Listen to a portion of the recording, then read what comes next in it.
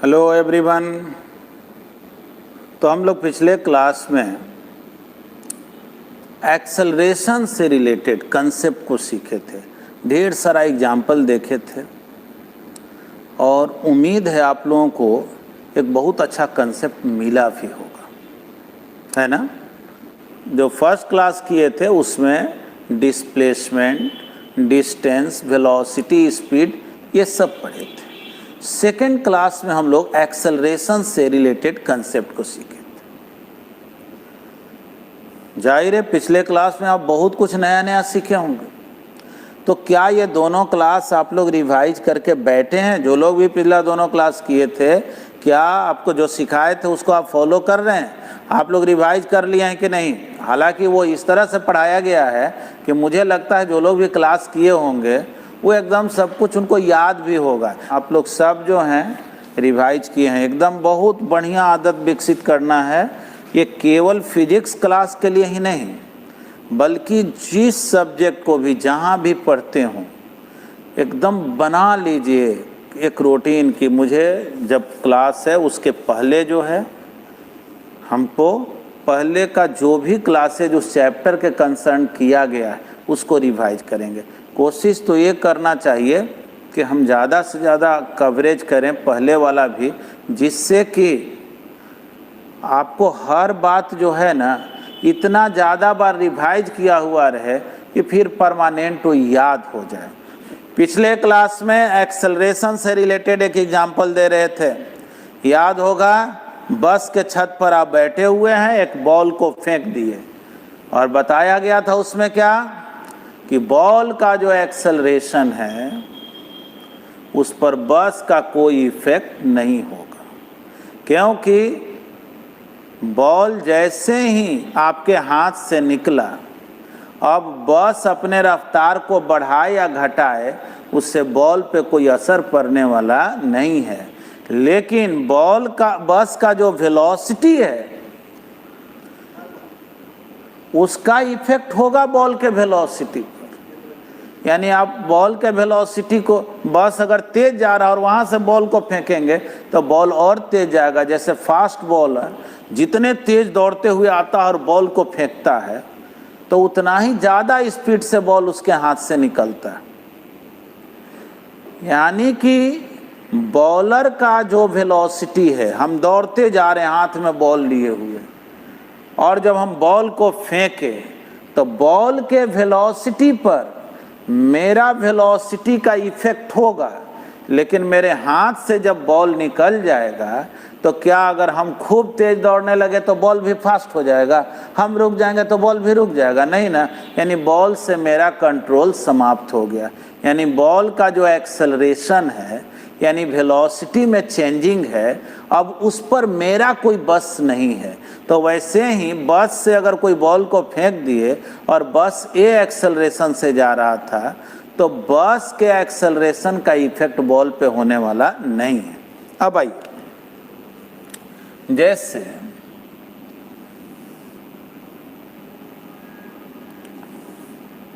एक लिफ्ट है, ध्यान से देखिए, एक लिफ्ट है। सोच करके जवाब दीजिएगा। मान लीजिए इसी लिफ्ट में आप खड़ा,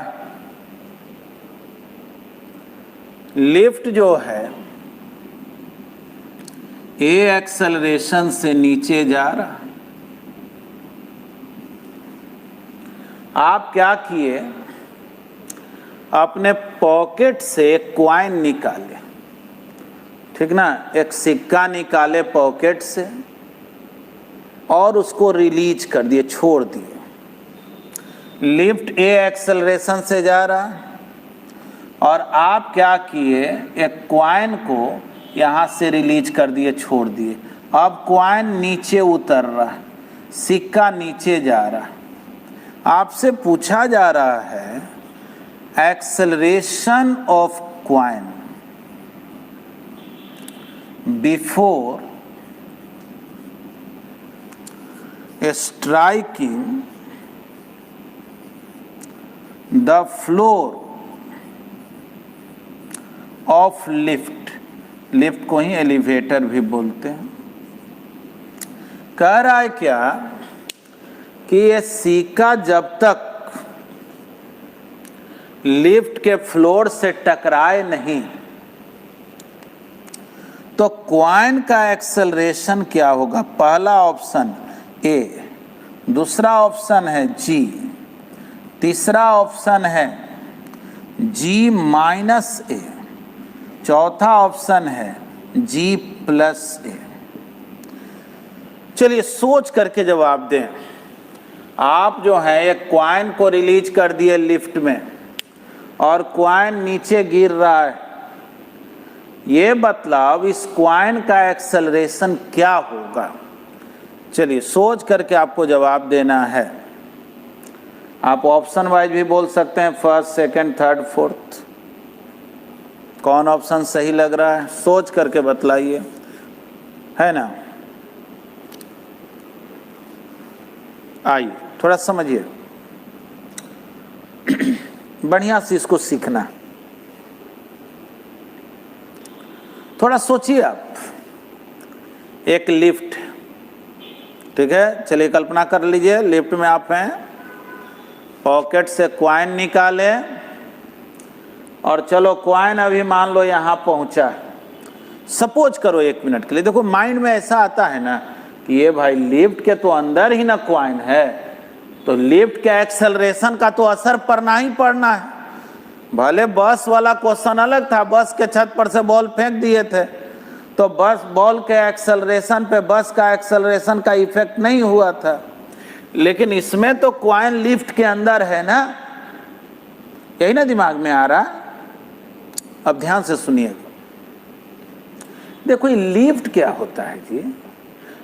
क्या लिफ्ट माने पैक्ड स्पेस को बोलते हैं? नहीं, देखो ये भी मेरा हाथ है, नहीं लिफ्ट है।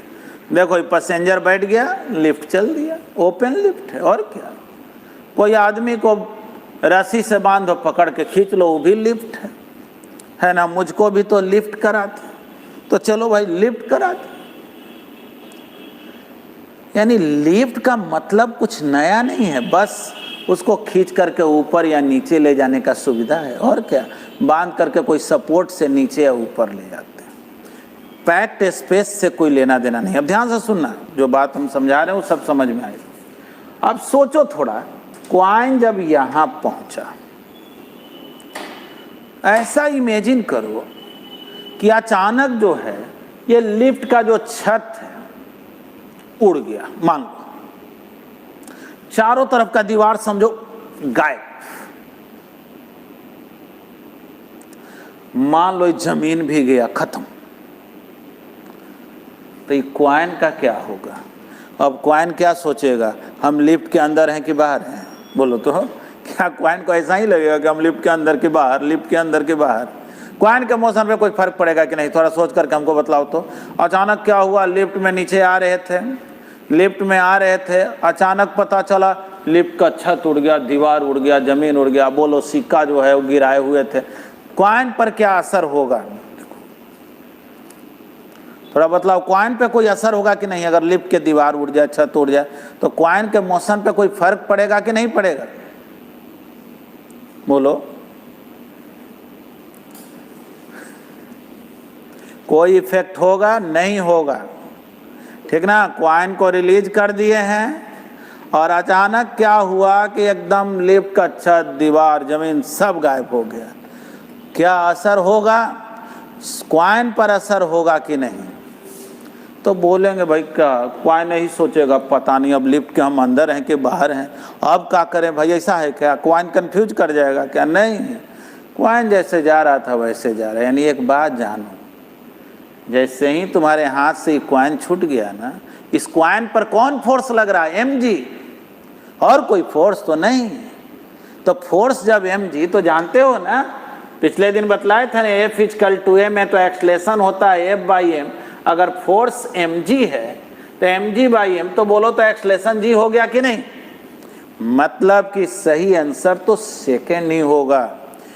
यानी लिफ्ट के अंदर हो या बाहर हो, अगर रिलीज कर दिए हो क्वाइन को और क्वाइन लिफ्ट के दीवार वगैरह के कांटेक्ट में नहीं है, तो उस पर केवल कौन फोर्स लग रहा है? mg। इसलिए उसका एक्सलेशन क्या होगा, जी। हाँ, यही जब रिलेटिव मोशन पढ़ लेंगे तब दो तरह का क्वेश्चन पूछा जाएगा कि जो आदमी लिफ्ट में बैठ करके कॉइन को देख रहा है वो एक्सेलरेशन कितना बतलाएगा, और जो आदमी जमीन पर बैठ करके इस कॉइन को देख रहा है वो कितना बतलाएगा। तब वहां हम लोग सीखेंगे कि जो आदमी लिफ्ट में बैठ करके देखेगा ना उसको दिखाई पड़ेगा जी माइनस से, और जो आदमी लिफ्ट में जो आदमी बाहर बैठ करके देखेगा उसको जी दिखाई।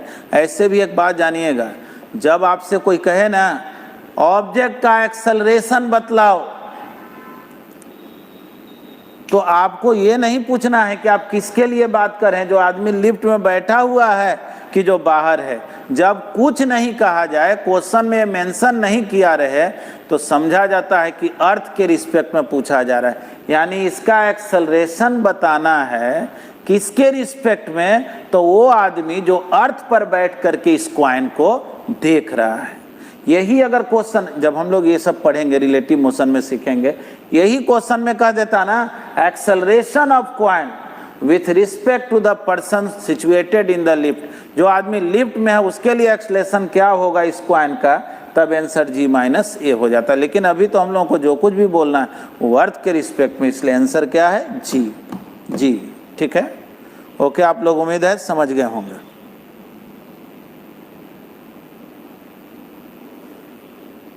है ना, तो चलिए इसको मिटाते हैं। कोई दिक्कत नहीं आप लोगों को, थोड़ा रिस्पॉन्ड करेंगे, कोई प्रॉब्लम तो नहीं है। चलिए यहां तक आप लोग सब सीख गए हैं, उम्मीद है।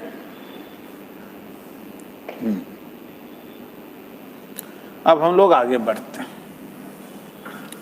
देखिए हम लोग अभी ज़्यादा कुछ पढ़े नहीं हैं, और सही बात तो ये है ना कि ज़्यादा कुछ पढ़ना भी रहता कहाँ है, समझना ना ज़्यादा होता है। तुम ही सोचो तो, जो हम एक्सेलरेशन पढ़ा रहे हैं पिछले क्लास में 1.5 घंटा बतलाए थे, और आज भी इतना देर बतलाए हैं, एक्सेलरेशन पे ही ना कंसंट्रेट हैं। और सोचो तो एक्सेलरेशन जब 9th क्लास में पढ़ते थे तो कैसे पढ़ते थे, the rate of change of velocity is called acceleration. तो ये अंग्रेजी का स्लोगन याद करने से थोड़े ना कुछ होता है। ठीक, चलिए आगे हम लोग बढ़ते हैं। अब थोड़ा सा कुछ बात इसमें सीखना।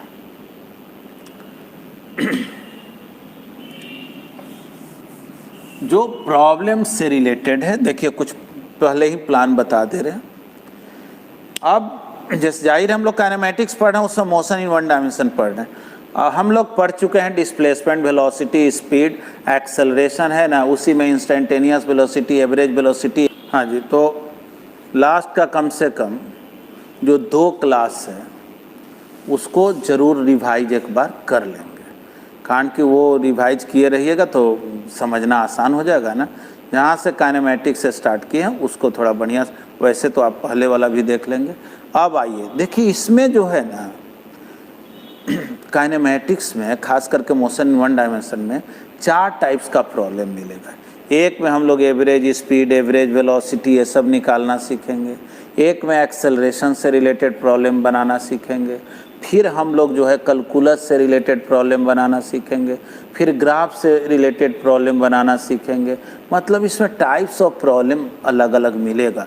अब बहुत कुछ आपको सिखाएगा, आपका एकदम जो है ना कंसेप्ट को बहुत बढ़िया बना देगा। तो आइए सबसे पहले जो है ना हम लोग कुछ फार्मूला का लिस्ट बनाते हैं, और जब हम कैलकुलस से रिलेटेड प्रॉब्लम बताएंगे ना इसमें, तो ये सब फार्मूला को कैलकुलस मेथड से प्रूव भी कर देंगे। देखिए सबसे पहले ये जानेंगे कि अगर velocity constant, for constant velocity, ये कांस्टेंट वेलोसिटी क्या होता है जी?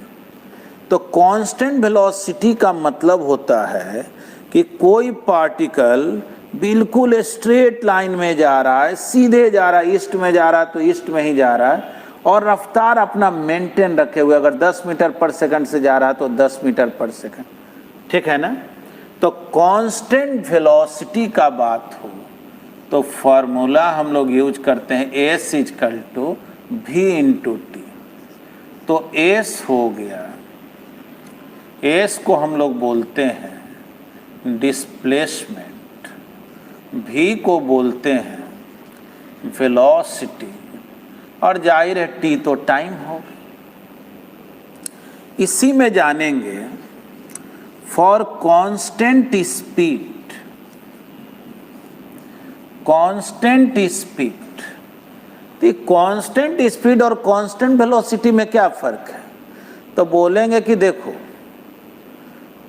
जब वेलोसिटी का मैग्नीट्यूड कांस्टेंट हो, डायरेक्शन बदल भी रहा हो, ऐसे ऐसे भाग रहे हैं 10 मीटर पर सेकंड से भाग रहे हैं, कभी इधर भाग रहे हैं कभी इधर भाग, तब भी स्पीड कांस्टेंट होगा। लेकिन वेलोसिटी कांस्टेंट होने के लिए स्ट्रेट लाइन में, ठीक ना, एक ही रफ्तार से जाना पड़ता है, एक ही स्पीड से जाना पड़ता है। यानी याद रखना, अगर वेलोसिटी कांस्टेंट है तो अपने आप स्पीड कांस्टेंट है। लेकिन कोई कह दे कि क्या स्पीड कांस्टेंट है, इसका मतलब क्या वेलोसिटी भी कांस्टेंट है? तो बोलेंगे कि नहीं। स्पीड कांस्टेंट का मतलब ये भी हो सकता है कि डायरेक्शन बदल भी रहा हो लेकिन मैग्नीट्यूड ज्यों का त्यों हो।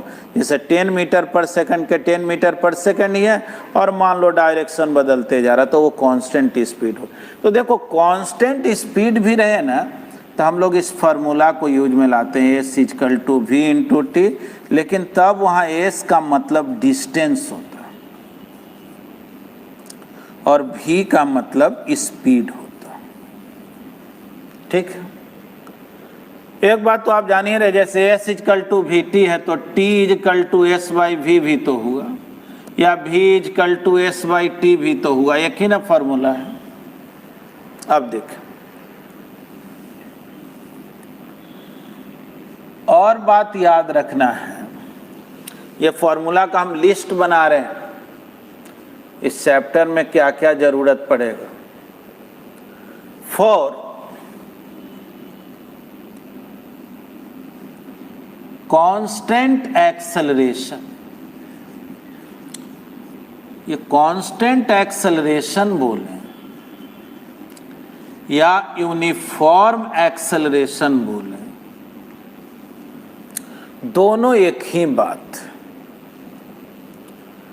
थोड़ा सा समझना बात को। अगर कोई कहे ना कि एक particle 5 metre per second square acceleration से जा रहा, और कोई कहे कि एक particle 5 metre per second velocity से जा रहा, तो दोनों में प्रैक्टिकली क्या फर्क है?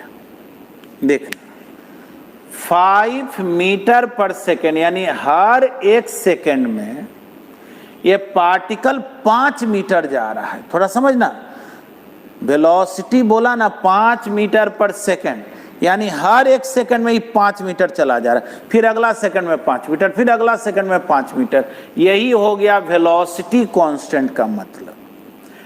और एक्सेलरेशन कांस्टेंट का मतलब हो गया, देख लो, इसको वाकई में हम लोग ऐसे लिखते हैं 5 मीटर पर सेकंड पर सेकंड। थोड़ा देखना ये क्या लिखा हुआ है, वही मीटर पर सेकंड स्क्वायर ही है। देखो एक्सेलरेशन क्या बतलाता है, एक्सेलरेशन ये नहीं बतलाता है हर एक सेकंड में 5 मीटर जा रहा, उल्टा पुल्टा नहीं सीख जाना है। एक्सेलरेशन ये बतलाता है कि इसका जो रफ्तार है, गति जो है, मोशन जो है, वेलोसिटी जो है, हर एक सेकंड में 5 से बढ़ जा रहा है। यानी अभी जा रहा है 5 मीटर पर सेकंड से, तो एक सेकंड के बाद जो है वो 5 से बढ़ जाए, यानी 10 मीटर पर सेकंड, 2 सेकंड के बाद 15, मतलब हर एक सेकंड बढ़ते जाएगा और रफ्तार अगर 5 से बढ़ते जाएगा, यानी वो फास्ट होते जा रहा है।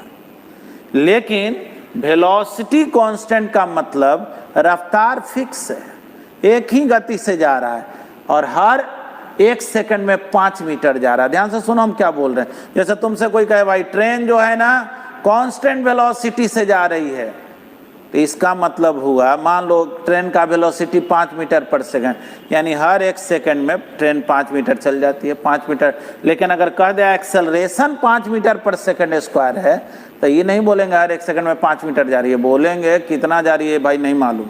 एक्सेलरेशन डिस्प्लेसमेंट के बारे में कोई जानकारी नहीं देता है, वेलोसिटी के बारे में जानकारी देता है। तो वो ये कह रहा है ना कि हर 1 सेकंड में इसका रफ्तार 5 से अप हो जा रहा है, 5 से अप होते जा, बढ़ते जा रहा, बढ़ते जा रहा। समझ गए? एक्सेलरेशन कांस्टेंट का मतलब यही होता है। ये नहीं समझ लेना कांस्टेंट एक्सेलरेशन मतलब जीरो एक्सेलरेशन। कांस्टेंट एक्सेलरेशन मतलब वेलोसिटी बढ़ने का जो रेट है ना वो फिक्स है। वेलोसिटी जो है बढ़ेगा लेकिन एक समान गति से, हर 1 सेकंड में 5 से रफ्तार बढ़ते जाएगा। चलिए, उम्मीद है आप समझ गए होंगे, ठीक ना।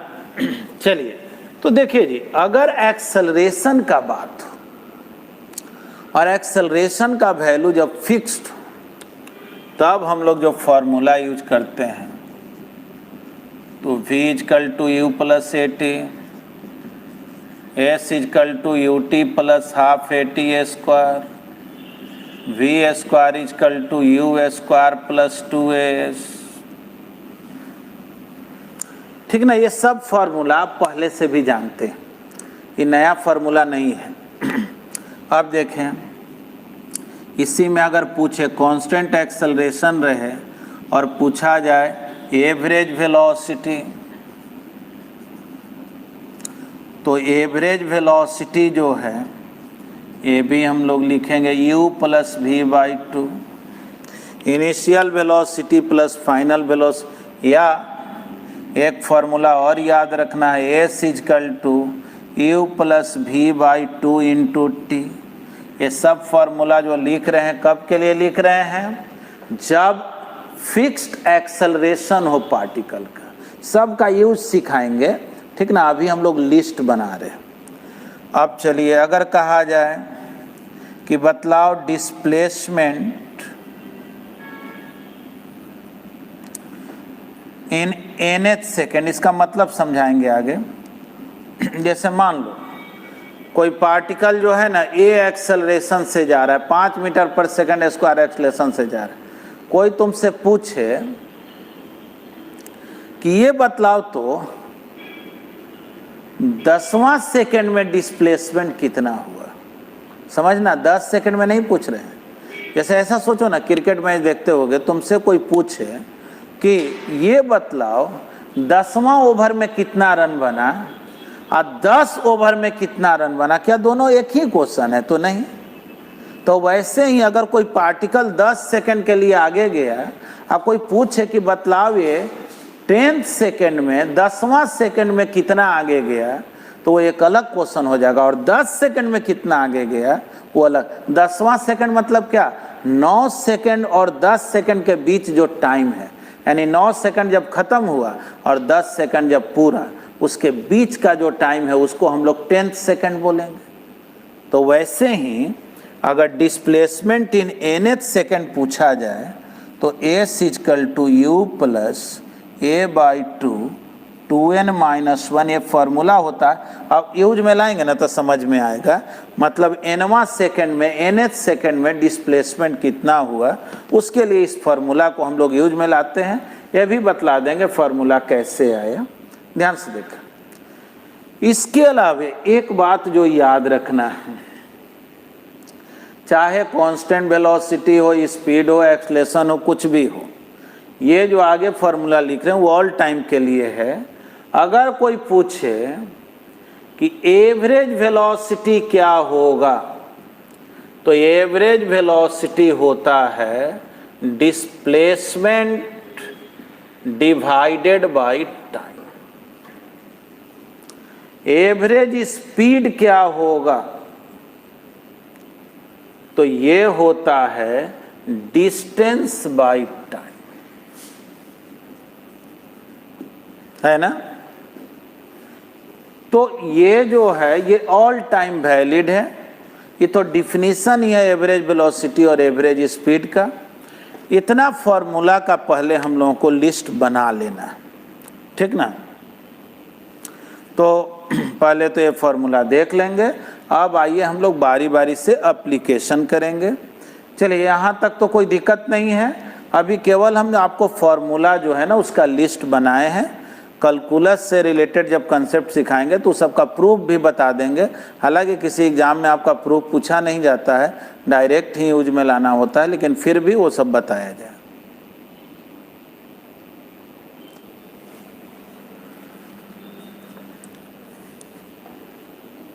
हाँ जी,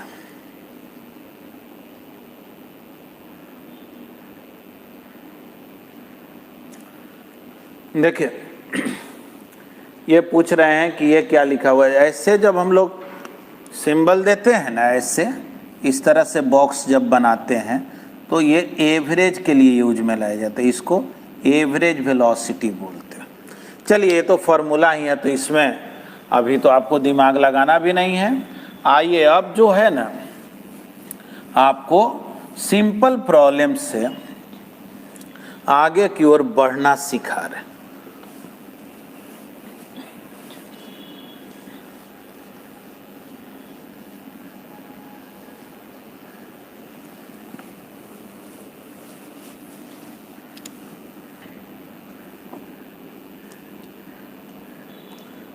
हाँ ध्यान से देखें, क्वेश्चन है a particle moves due east with velocity 4 meter per second for 2 seconds. Then it moves due north with velocity 2 meter per second for 3 seconds. Find its average speed and average velocity.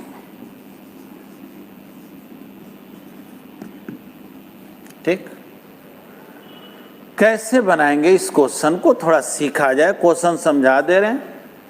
Question में कह रहा है particle moves due east with velocity 4 metre per second for 2 second. यानी कि एक particle पहले east में जाता है, कितना वेलोसिटी से, 4 मीटर पर सेकेंड से, 2 सेकेंड के लिए, 2 सेकेंड के लिए। इसके बाद जो है ये पार्टिकल नॉर्थ में जाता है। देखो इधर हम लोग ईस्ट बोलते हैं ना, अब ये नॉर्थ में गया, ठीक ना। चलो ये ईस्ट है, ये नॉर्थ है, इधर वेस्ट है, इधर साउथ। ध्यान से देखना, पार्टिकल गया ईस्ट में। मान लो 1 मिनट के लिए ये पॉइंट ए से स्टार्ट किया, बी पर गया, कितना वेलोसिटी से गया, 4 मीटर पर सेकंड से, कितने टाइम के लिए, 2 सेकंड के लिए। इसके बाद ये नॉर्थ में चला गया, यानी इधर चला गया। पहले इधर गया, फिर ये इधर चला गया। आपकी वेलोसिटी कितना है, 2 मीटर पर सेकंड, 3 सेकंड के लिए। पूछा जा रहा है एवरेज स्पीड और एवरेज वेलोसिटी क्या हो। तो भाई एवरेज वेलोसिटी के लिए डिस्प्लेसमेंट चाहिए और स्पीड के लिए डिस्टेंस चाहिए।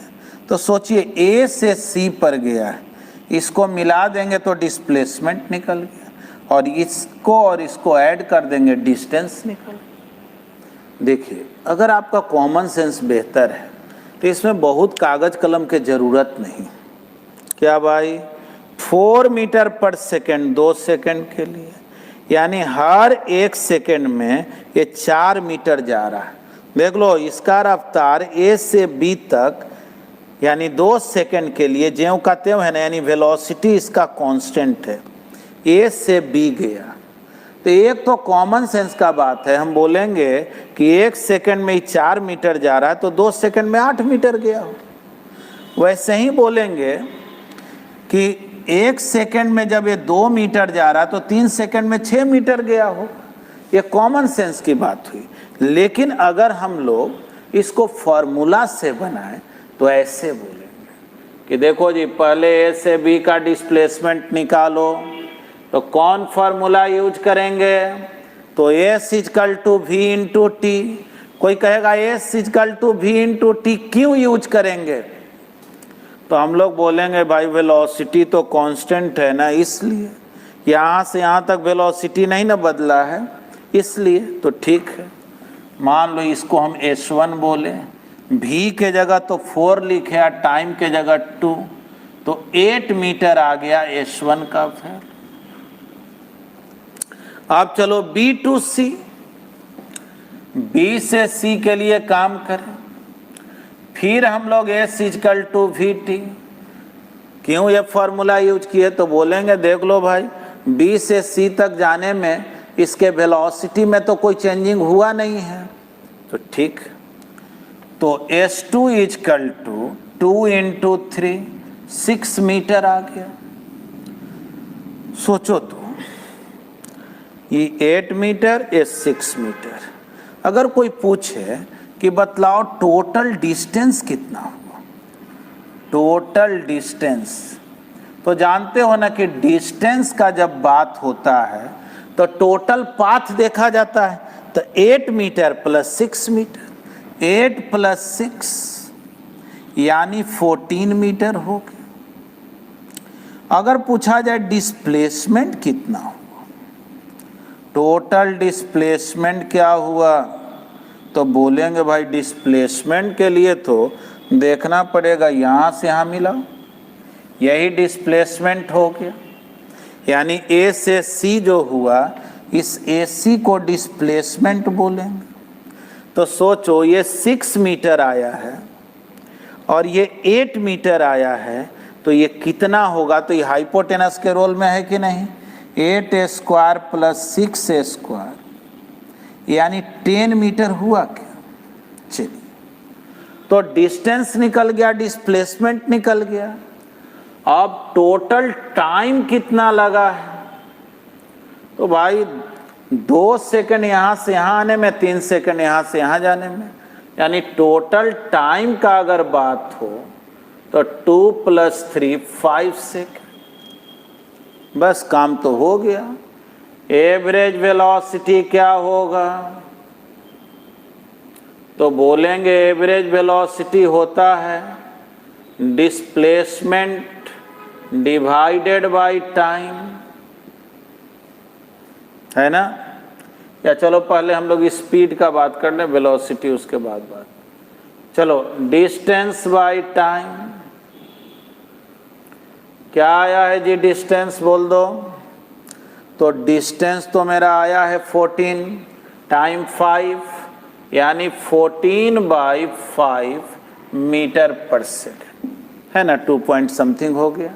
अब चलो, एवरेज वेलोसिटी क्या होगा?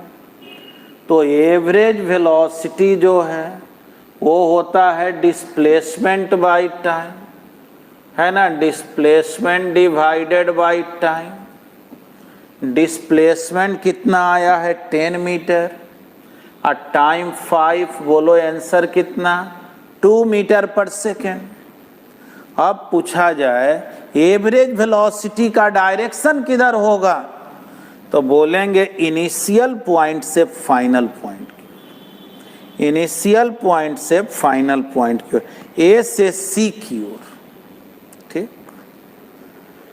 तो ए से सी की ओर इस डायरेक्शन का नाम क्या दें? तो थोड़ा सोचना। ये है 6 मीटर, ये है 8 मीटर। tan थीटा अगर हम लोग निकालें तो परपेंडिकुलर अपॉन बेस यानी 6/8 3/4। अगर वैल्यू नहीं याद है तो थीटा को लिख सकते हैं tan इनवर्स 3/4, या आपको पहले बतलाए हुए हैं, स्टार्ट के ही क्लास में देखेंगे, पहला ही दूसरा क्लास में, या वेक्टर वगैरह का भी लेक्चर, tan 37 डिग्री का वैल्यू 3/4 होता है। तो थीटा हो गया 37 डिग्री। अब जो है इस डायरेक्शन का नाम क्या लिखें, तो देखो इधर ईस्ट है इधर नॉर्थ है, उसके बीच से न जा रहा है, यानी नॉर्थ ईस्ट टाइप का ना है, लेकिन 45 डिग्री रहता तो नॉर्थ ईस्ट बोल दे।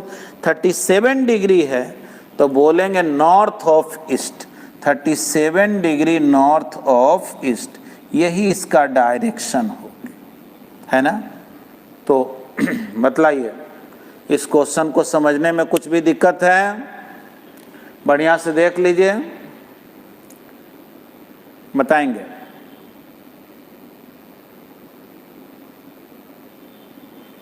चलिए, आदित्य बोल रहे हैं नो सर, आरती भी, आशीष, अस्मित, श्रेयस, शुभम, नो प्रॉब्लम। बिल्कुल, चलिए, प्रॉब्लम होना भी नहीं चाहिए, कोई ऐसा रहस्यमयी क्वेश्चन तो है नहीं। और क्वेश्चन आपको अब दूसरा चेंज कर रहे हैं।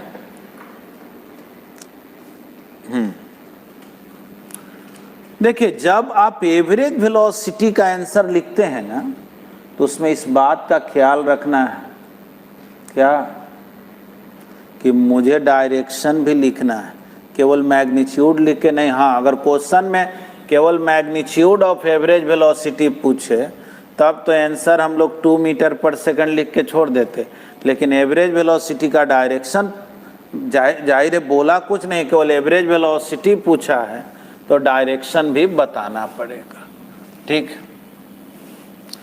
चलिए आप लोगों को एक क्वेश्चन देते हैं।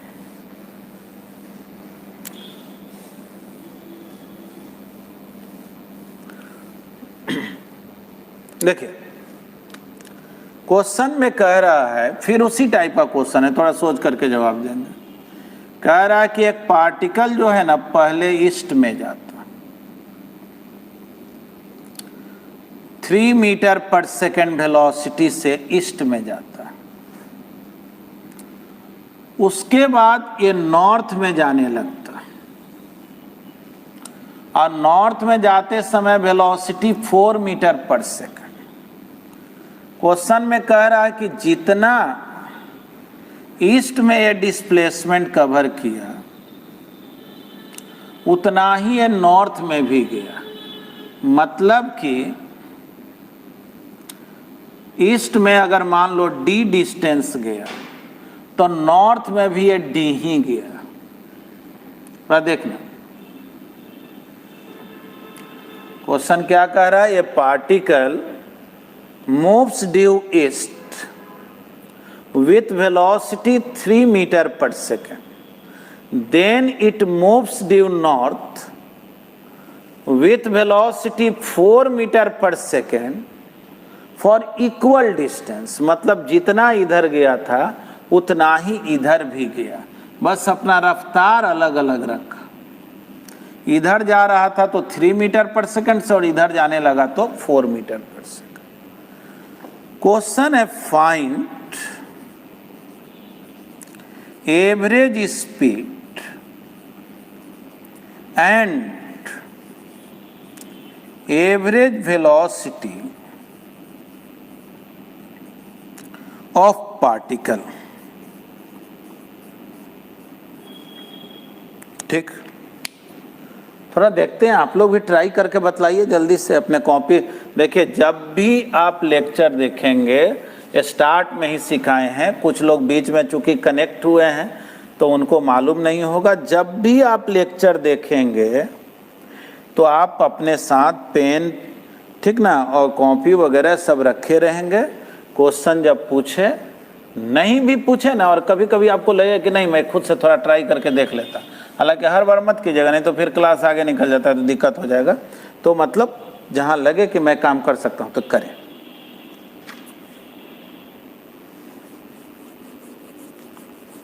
ठीक ना, सोच समझ के थोड़ा बनाना है। कुछ लोग जल्दी जल्दी जवाब दे रहे हैं। चलिए थोड़ा आपको टाइम दे देते हैं।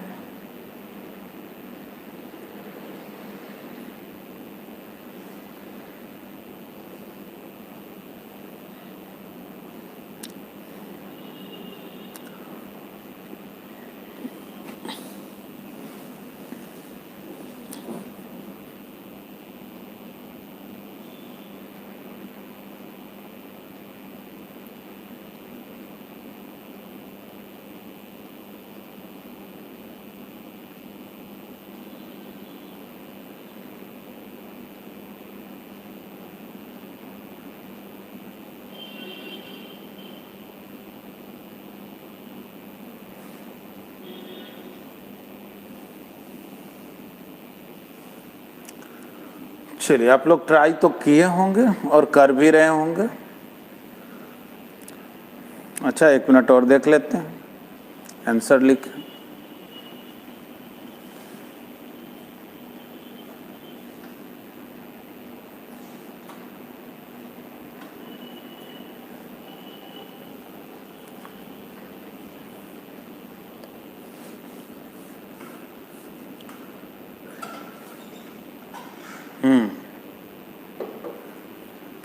चलिए कुछ लोग लिखे हैं average speed 3.4 metre per second.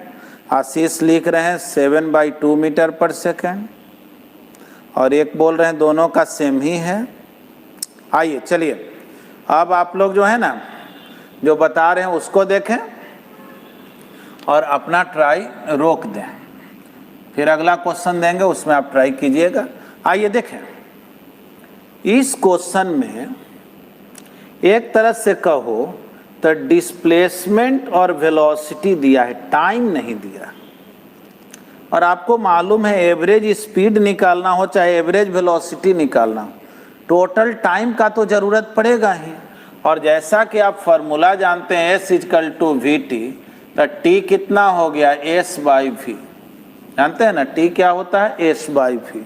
तो वैसे ही अगर आपको टाइम निकालना है ये B/C, आपको टाइम A से C का निकालना है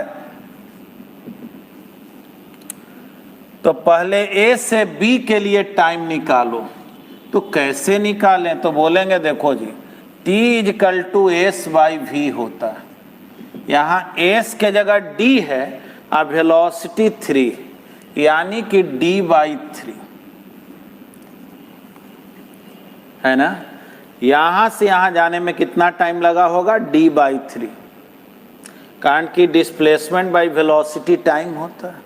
इसी तरह से अगर B to C के लिए टाइम निकालें तो D/4। टोटल टाइम कितना होगा? टोटल टाइम कितना होगा तो T1 + T2 मतलब D/3 + D/4।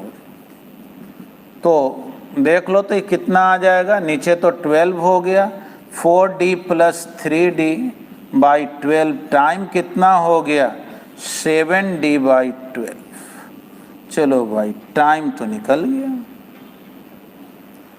अब एवरेज स्पीड, तो टोटल डिस्टेंस, देखो जी एवरेज स्पीड तो डिस्टेंस बाय टाइम। थोड़ा सोचो तो, डिस्टेंस कितना, तो D गया ईस्ट में, फिर D गया नॉर्थ में, तो डिस्टेंस में तो टोटल पाथ ना देखा जाता है। तो बोलेंगे 2D डिवाइडेड बाय टाइम। और ये टाइम कितना है जी, तो 7D/12। देखो D गायब हो गया, 24/7 metre per second average speed निकल गया, है ना। देखो इस क्वेश्चन में क्या था ना, टाइम नहीं दिया था, तो मुझे इस फॉर्मूला को यूज करके पहले टाइम निकालना पड़ा।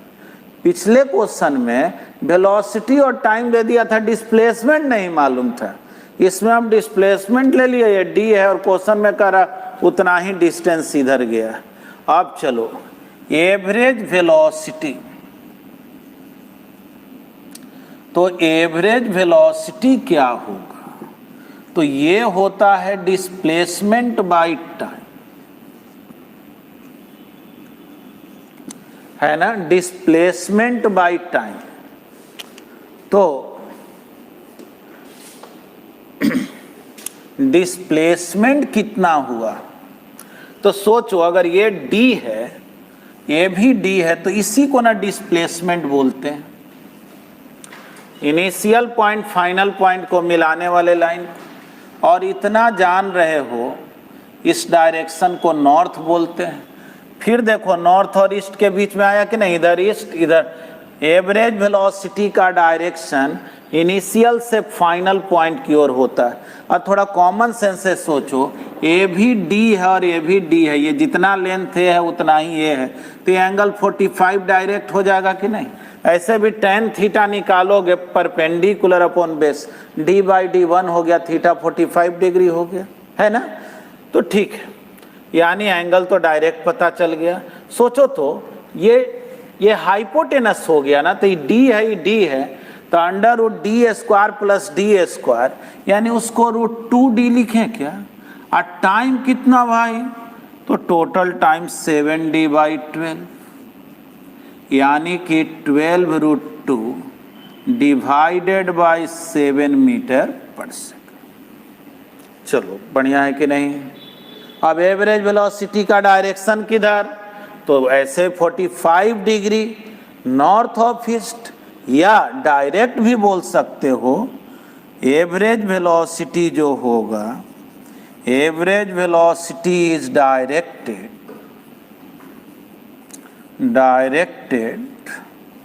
along north east direction. 45 degree रहता है तो आप डायरेक्ट बोल सकते हैं नॉर्थ ईस्ट, एंगल बोलने की जरूरत नहीं है, नॉर्थ और ईस्ट के ठीक बीच में होगा, है ना? ये काम आप पहले भी किए हुए।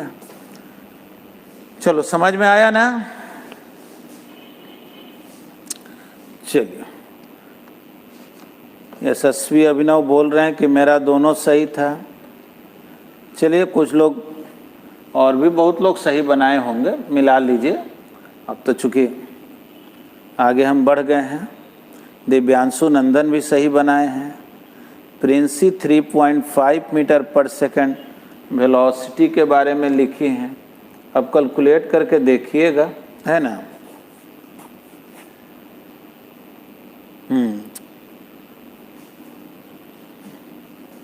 चलिए, उम्मीद है आप सब समझे हैं।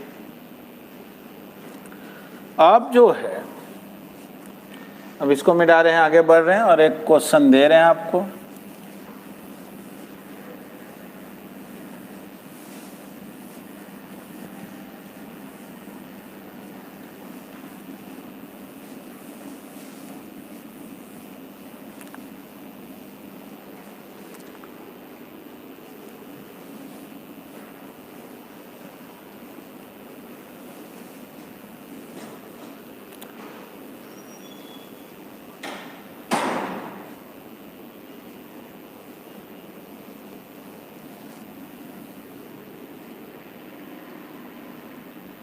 ठीक, आइए इस क्वेश्चन को बनाएं। क्वेश्चन में कहा जा रहा है, ए particle covers half of the total distance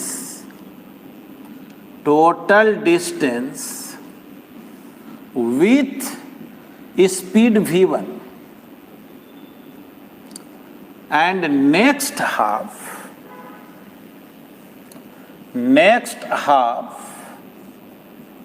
with speed v2.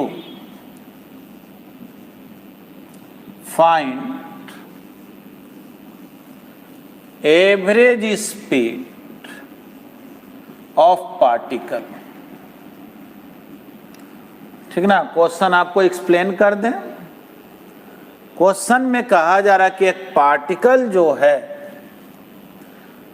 Total distance जितना उसको चलना है, मान लो जैसे पार्टिकल को इस A से B पर आना है और टोटल डिस्टेंस उसको D चलना, कह रहा उसका हाफ जो है यानी D/2 डिस्टेंस ये V1 स्पीड से चला, यानी मान लो A से C तक आया V1 स्पीड से, और बच जो गया हाफ डिस्टेंस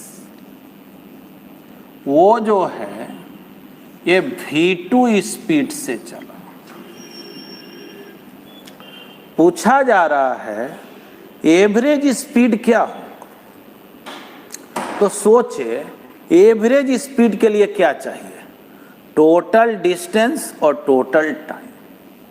तो टोटल डिस्टेंस तो D है, टोटल टाइम तो मालूम नहीं है ना, टोटल टाइम मुझे मालूम नहीं है, तो क्या करें, तो थोड़ा आप लोग करें, है ना। बिल्कुल आप सब बनाएंगे, जल्दी से इसको कीजिए।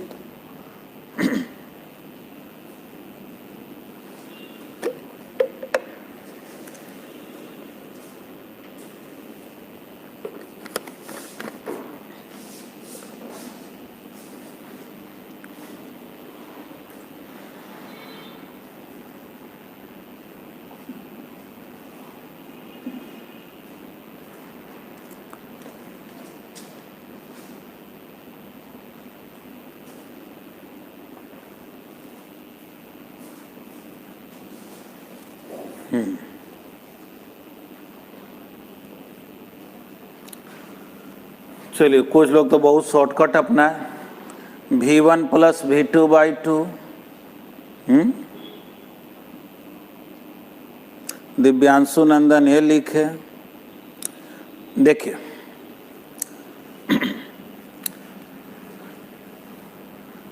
ट्राई तो आप लोग कर ही लिए होंगे, लिखने में भी थोड़ा सा ना आपको टाइपिंग में भी दिक्कत होता होगा, समझ रहे हैं। आइए देखें, अब मिलाइए आप सही बनाए कि नहीं। तो मुझे टोटल टाइम चाहिए, थोड़ा देखना टोटल टाइम। अब थोड़ा सा काम करने का तरीका जो है ना अलग करते हैं। टोटल टाइम यानी A से C का टाइम और C से B का टाइम चाहिए। चलो यहां से यहां तक इसका स्पीड कांस्टेंट था, V1 था, फिर यहां से यहां भी कांस्टेंट था। तो आप तो जानते हैं T = S/V।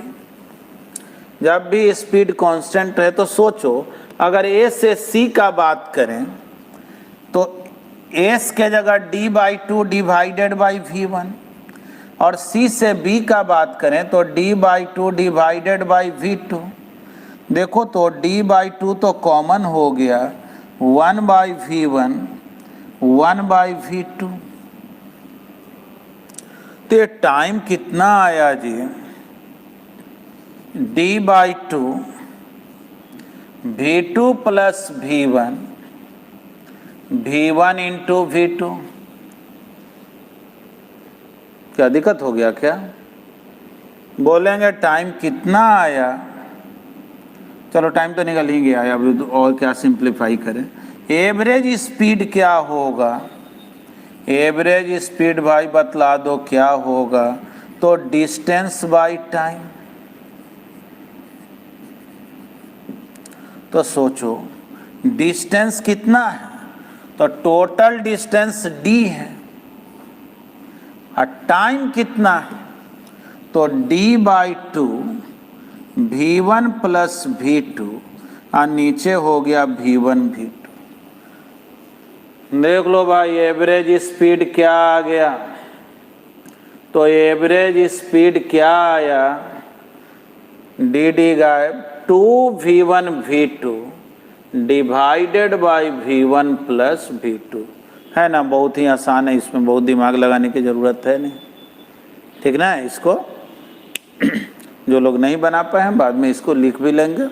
देखिए आप लोगों को बताएं, जो लोग भी लेट से कनेक्ट हुए हैं लाइव क्लास कर पा रहे हो तो अच्छी बात है, नहीं भी कर पा रहे हों तो इसके वीडियो को अपलोड कर दिया जाता है, जिसको आप बाद में भी देख सकते हैं। उसको देख करके नोट्स भी बना सकते हैं, लिख भी सकते हैं, है ना।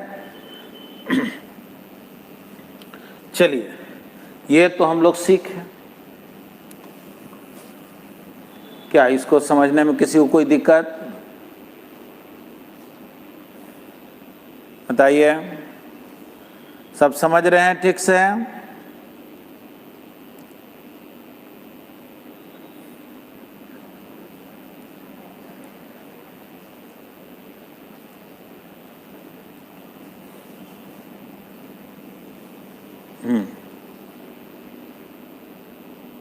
एकदम फार्मूला बेस्ड है, कोई दिक्कत नहीं है। आइए, इस सब में दिक्कत होगा भी नहीं। चलिए, एक क्वेश्चन दे रहे हैं जी। अगले दिन जो पढ़ाएंगे ना, यानी परसों हम लोग टुमारो जो हम लोग पढ़ेंगे, उसमें ढेर सारे क्वेश्चन आपके होमवर्क में आने वाले हैं। बहुत दिन से आप होमवर्क ट्राई भी नहीं किए हैं, बहुत सारा क्वेश्चन आने को, क्योंकि अब हम लोग मेन जो पोर्शन है उसमें इंटर ले रहे हैं, और उम्मीद है आप सब बहुत अच्छे से सीख रहे हैं। चलिए, थैंक यू वेरी मच, ठीक ना, हैव ए नाइस डे।